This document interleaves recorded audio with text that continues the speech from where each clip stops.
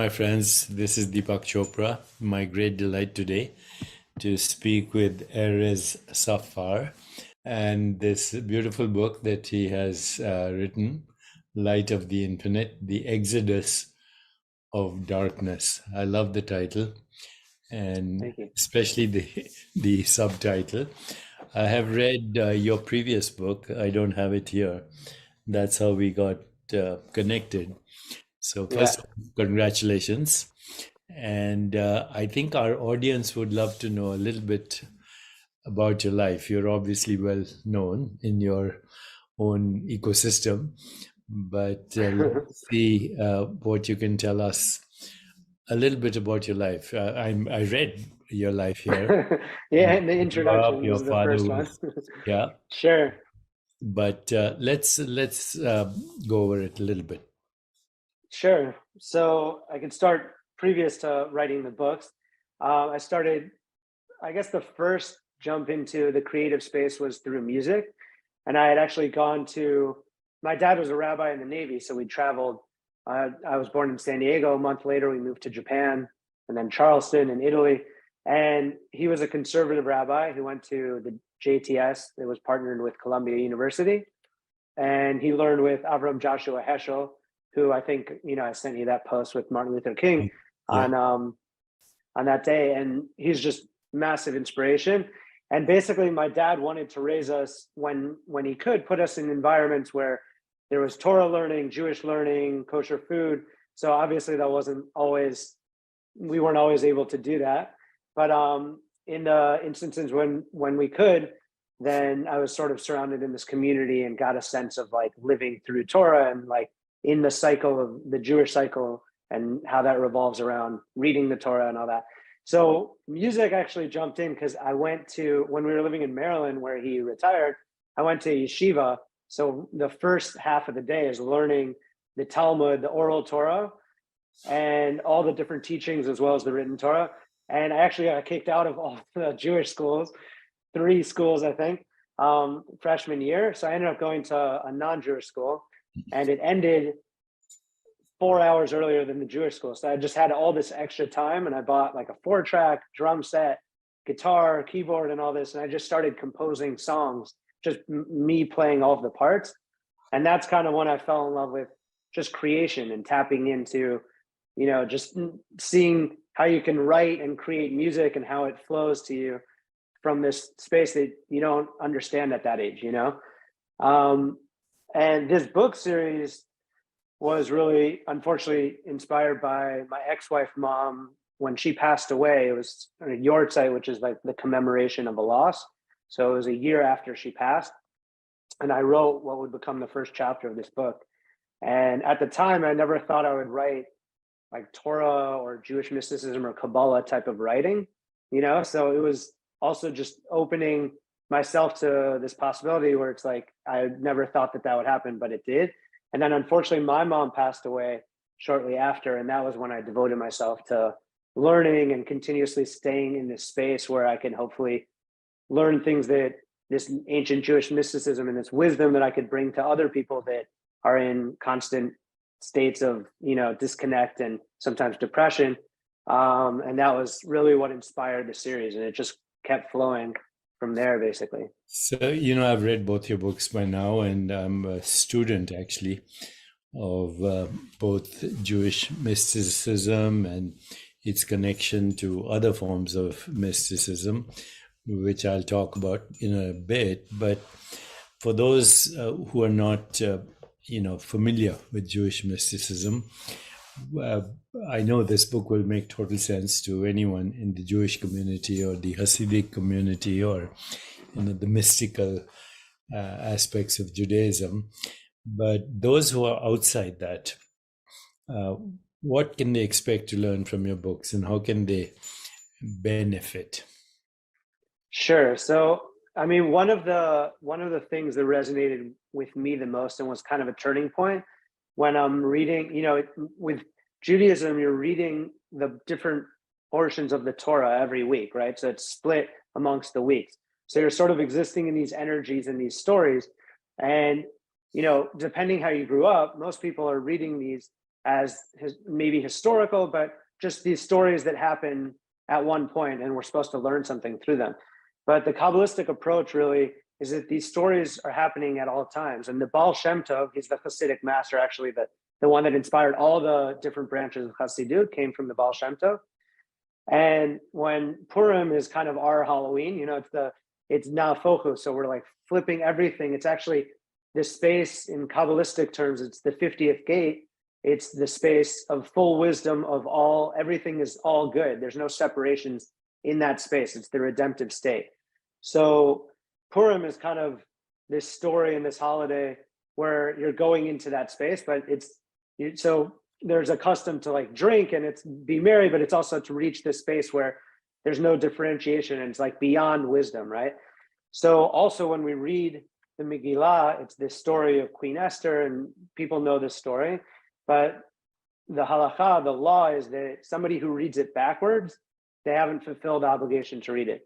So the Baal Shem Tov says it's not literally reading it backwards, it's reading this story as if it happened long ago, as opposed to that it's happening currently right now in your life. And with Passover, it's the same thing. Mitzrayim is Hebrew for Egypt, and the root is Meitzar, which is constriction, this narrowness, this constricted space. And Pharaoh represents the king of the constriction, right? And Peh Ra, like a mouth that is bringing about disconnect and constriction. And Pesach is an open mouth, which is how we speak the redemptive state into being. So Mitzrayim, Egypt, in all of these stories, it keeps recurring. It's this space that we're trying to leave all the time and to sort of push away these layers of disconnect, these enslavements that we place on ourselves, whether it's doubt that keeps us constricted or fears that keeps us away from all the things that we want to do. And then we're trying to continuously leave Egypt and go to the promised land, to Israel, which represents the redemptive state. So it's really just this other way of looking at the story as Esau or Esav and Yaakov or Jacob, that they're two sides. There's the sort of evil inclination that does have a godly spark within it, but represents the side that opposes the sides of godliness. And then there's Yaakov, who is representing the godly spark within all of us and the good inclination. And so we're not reading it as these people that, okay, this person's evil and this person's good, and that's how we're supposed to read it. It's actually, they exist within us. And we're trying to connect to the good and to use if you want to say evil, whatever, the bad inclination, use that as a tool to bring about more goodness, because that's the one that has the koach, that has the strength to do things in this physical space. And if we use that to elevate to the spiritual space, then we can connect to the redemptive state continuously. So all these stories that we read about in the Torah and the Bible, they're basically archetypal symbols of states of consciousness in our own self. Is that exactly? Yes. Yeah. That's the way quicker and the simpler way to put it. Yeah. But yes, I think that's what Hasidic thought and Kabbalah brings. Whereas if you would read it literally and don't have these different tools to unpack it at all times, then you wouldn't really get that necessarily. Correct. So, I've been looking at some of the diagrams in your book, The Tree of Life, etc. And a while back, I created my own chart, and here it is. Nice. Judaic cognition, as I call it, and comparing it with some of the thoughts in Buddhist and Vedantic traditions. So I put together this chart, and I'm very keen to speak to you to see if you think there might be some correlation. Okay, so may I Please, go start with you? Yeah, I love it. Okay, so first you have the realm of reality, the universal domain, which is called Ein Sof, and in Buddhism or Vedanta, that's called Brahman, but it's the same, it's the infinite light of awareness. And then from there, the differentiation starts, and you have the realm of archetypes, angels, higher beings, which in the Kabbalistic tradition we call Atzilut. Am I pronouncing it correctly? Yep. Yeah. Emanation. Yeah. Emanation. And that's called Atman Theosphere in the Eastern wisdom traditions. You have Beria, the subtle body, correct? Correct pronunciation? Bria. Yeah. Yeah. Creation, thought, and And intellect. Yes. and that would be the noosphere, from the theosphere coming to the mental body, so to speak. And then the realm of emotions, Yetzirah, which Yeah. is also part of the mind. And then the physical domain, realm of time, space, and causality, which you call Asiya, correct? Asiya. Yep. Perfect. And that's the biosphere. And then, as we go a little deeper into Beria, Chokmah, Bina, Diyat, the creative impulse, the nurturing impulse, the integrating impulse, and then even beyond that, intellect, creativity, ego identity, there seems to be actually a lot of correspondence. So, I went into a little bit of historical, etymological exploration of these names. So, the archetypes like Hesad, Avraham, which is Abraham, giving and receiving, Hmm. Gevurah, Isaac, restraint, Tiferet, Yeah. Jacob, integrates, Netzach, Moses, reaching out, Hod, Aaron, empathetic listening, Yeshod, Joseph, bonding, Malchut, Shekhinah, spontaneous right action. Yeah, are these pretty Yeah. I actually have a correlated? printout right here, Yeah. So and yeah, it's spot on. Yeah. how weird is that? That the exact same concepts are there in the wisdom traditions of the East. And there's a lot of literature on the lost tribes of Israel. How many tribes were there? How many tribes are there? So I mean, so the idea is, as you're talking about Abraham and Chesed, loving kindness, and there's thought to be there was imbalance there, and that's why there's Yitzchak and Ishmael, and then there's Yitzchak, as you said, that represents Gevurah, restraint, judgment, and then there's an imbalance of that, so that there was Yaakov and Esau, and then Yaakov, he is the Tiferet, the harmony, and because he had perfected those imbalances, and then through him comes the tribes, because that was like the sort of perfected Tiferet, harmonious stage. So there's the 12 tribes, and then there's lost tribes.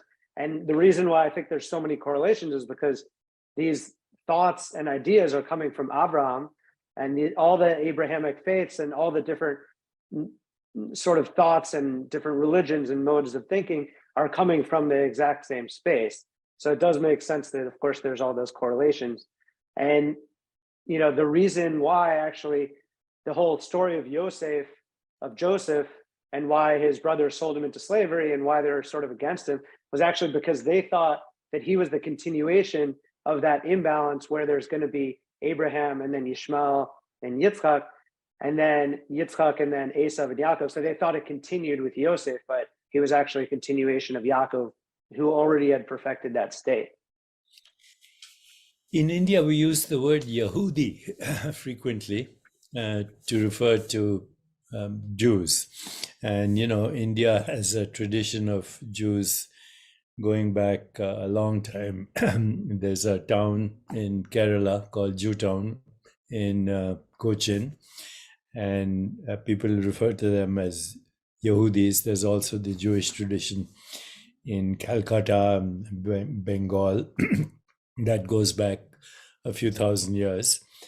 And, in the Indian mythology, Krishna, who is, the most important or one of the most important avatars or incarnations of God, is frequently referred to as a Yehudi, that he was one of the incarnations on planet Earth of one of the lost tribes of Israel. Do you know anything about that? Or I don't know. Yeah, I don't really know about that. I know the more modern, like Ram Dass and some of the other ones that are like Jews that, rename themselves Oh yeah. and go into that. But yeah, I don't know that much about what you're speaking in terms of, the history of that. I I haven't really heard that, but that's super Yeah, interesting. it's very. And then, I was looking at some parallel concepts. Gilgul HaNafesh, the cyclic reincarnation of wandering soul, Tulku. Is that Yeah. part of your tradition? Yeah. Reincarnation, souls, and coming back to rectify through tikkun. Yeah, 100%. There's the word Ram, elevated being, which is also the name of an avatar in India, Ram. Ashurim, which is the word which is in Sanskrit, ashram, which means spiritual wealth. I find these Oh, interesting. Because Ashirim is wealth and more, yeah, biblical and modern. Tame, spiritual inertia. Wow. Ivri, other side of the Euphrates.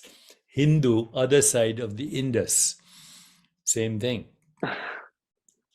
They are knowledge, which in India is called Veda. It's just the same sound. They are Veda, Shekhina, Shakti, same sound. And then Halal, the infinite void, Shunyata, Olamat, parallel worlds, Lokas, Ruah, spiritual energy, Prana. I find this astonishing that there is such correlation. So, which means that the origin of this knowledge, which is obviously divine, is universal. Yeah, 100%. I was actually learning yesterday, it was super interesting, in Likutei Maran, which is Rabbi Nachman, one of my favorite rabbis, who actually this jacket I designed just says his name and his main student, Rabbi Natan. But he was highlighting that when we say the Totafot in the Shema, where we like cover our eyes and say Shema Yisrael, that God is one. You heard that prayer? Yes. Yeah. So in that, where we talk about the tefillin that we wear, it says Totafot, and he was highlighting that that's not actually Hebrew. It's made of two different languages. Tot meaning two in Coptic, and Fot or Pat meaning two in Afriki. And it's really to learn that we separate. There's four separations in the tefillin that we wear, and then there's the parchment, and we learn that from those two different languages to highlight the godly spark and the godly teachings that are in all the different languages and all the different religions. So it was kind of a cool teaching that I read, I think yesterday, and I was like, oh my God, because it's not a Hebrew word, but sometimes you don't really think what the origin is. And then you dive deeper into the purpose of using that. So Eris, I read your book, I read your previous book. There's so much beautiful knowledge. It's so practical. The mystical traditions all say the same thing, that fundamental reality is infinite, it's beyond space-time, that we get in touch with it. We have the emergence of what we call platonic truths, beauty, harmony, love, compassion, joy, equanimity, and ultimately the loss of the fear of death, which is the essential religious experience.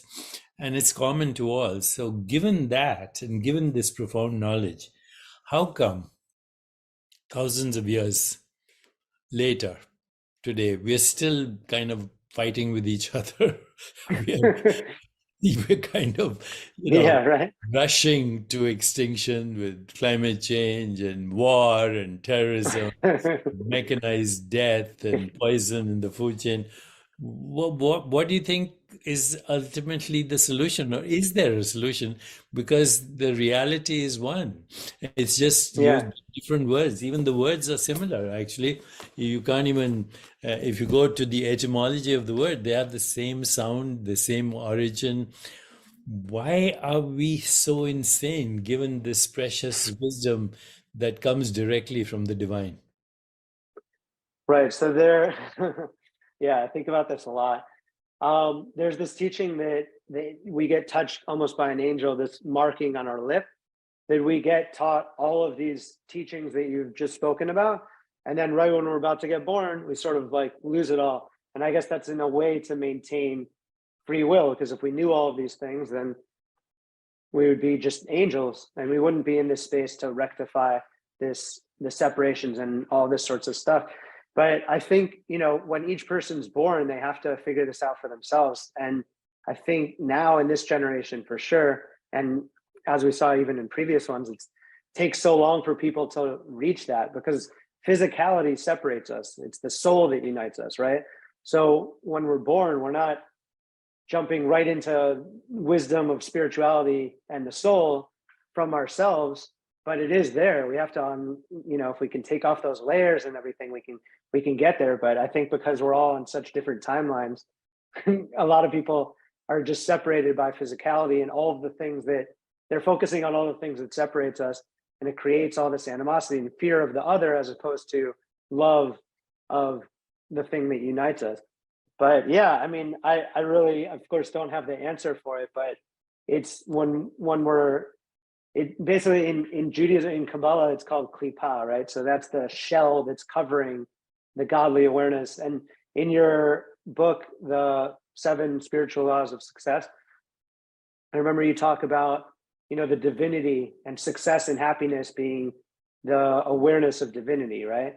And Likutei Moharan, that's what Rabbi Nachman also opens up on his Torah, ha-sechel shebechol davar. Like you have to see the sechel, the sort of the intellect, but also its consciousness and awareness, the godly spark within every single thing. And if we were all able to do that, if it wasn't concealed, then of course, yeah, we would all realize that we're all one and we can live in harmony. But there's all of these garments. The less spiritual you are, the more klipot, the more garments conceal our connection, our unity, our oneness in God. The more spiritual and the more wisdom and the more you practice that and become one, then you could actually, then you start these garments, these livushim, they're called in Hebrew, they start to peel away. And there's actually this story, it's an amazing story. The Rebbe Maharash, he's the 4th Hasidic master after the Baal Shem Tov in the Chabad Hasidic tradition. And one of his followers, one of his Hasidim, comes to him and he has an inn. This was hundreds of years ago. And he was like really worried because he's about to lose everything. And it just, nobody's coming. It wasn't doing well. And he's asking him what he should do. And the Rebbe Maharash, he tells him, go to your inn, prepare as if you're going to have 100 guests, get all the rooms ready, cook all the food, make it as if you're going to have 100 guests. And he's thinking like, this is the ultimate test of faith, because if I do this and it doesn't work out, then for sure he's out 100%, But he's like, I have to follow the words. There's obviously something here and I have to tap into the faith and sort of manifest it. So he does exactly that. And right before Shabbat, right before the Sabbath, a group of people, they're coming and they're lost and they don't know what to do and they need to be somewhere for Shabbat. And someone brings them to him and he's like, this is perfect. I'm totally set up and whatever, everything sort of works out, thank God. So he comes to the Rebbe Maharash and he says, how did you know? Like, I don't understand. How did you know that this was going to happen? And the Rebbe Maharash looks at him and he says, when you're on a higher level, you can see further. And he's not speaking from a space of arrogance. He's speaking from when you're tapped more into the godly space and know that we're God's children and we're always going to be provided for. And when we're like unify ourselves with that, we can manifest it and bring it into our lives. And Rabbi Nachman says the blessings are always coming down. It's like shefa, right? It's like rain. And it's our vessel that we have to perfect, because if we're not perfected and we're not aligned with it, the blessings can come, but just like water coming into a vessel, it could just leave and we can't hold on to it. But the more we're aligned with the spiritual side and not the physical, then we could actually hold on to those blessings. My very special guest has been Erez Safar, the book series called Light of the Infinite, The Exodus of Darkness. I love the subtitle as well. So you're a rabbi, right? I'm not a rabbi. I'm a rabbi's son. Yeah, but you have the wisdom of a rabbi. And Thank you. The book talks also in great detail about various meditations and various rituals and various kinds of prayers. So congratulations on the book and your amazing career. And I hope people will read this book, not only in the Ju- Jewish community, but outside of it, because we have so much to learn from this great tradition of wisdom. I am very grateful for this conversation. And before I let you go, I want to ask you a couple of things which may not be relevant at all to the book. But Sure. what's in that cart right beside yourself?